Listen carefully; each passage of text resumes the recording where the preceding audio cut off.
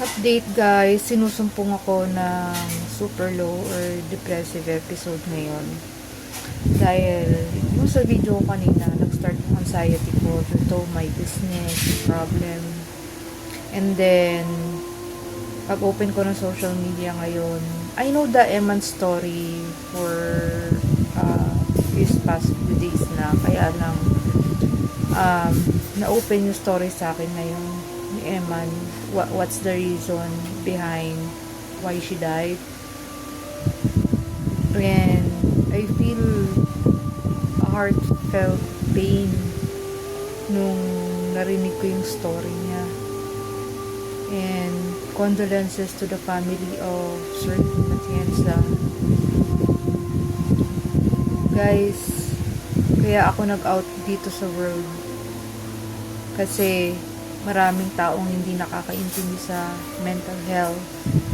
Kala nila joke-joke lang to, nag-iinarte. Pero napakahirap po ng pinagdadaanan namin. Hindi ko po kamag-anak or relate. I'm not related to Eman Atienza, pero yun nga, dahil sa story niya, yung pinagdadaanan niya, nararamdaman ko. Kasi pinagdaanan ko rin eh. And aside from that, may nakita pa akong isang post na tumalon something.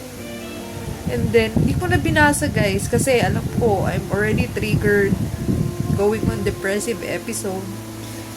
But that person died and due to depression as well.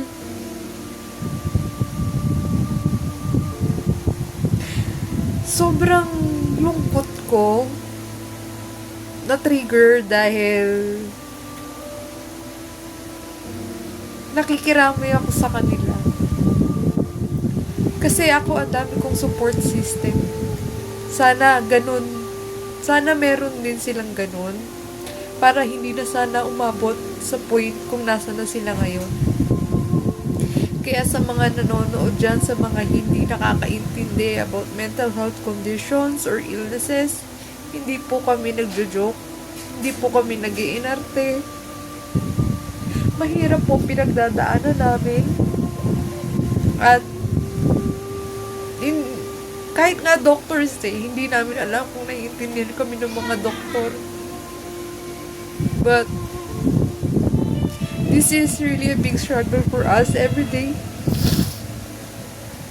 So, yun lang guys, and condolences to those families na naiwan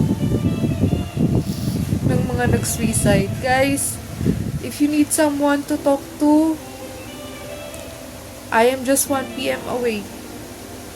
Usap tayo, okay? Kung kailangan nyo na po usap.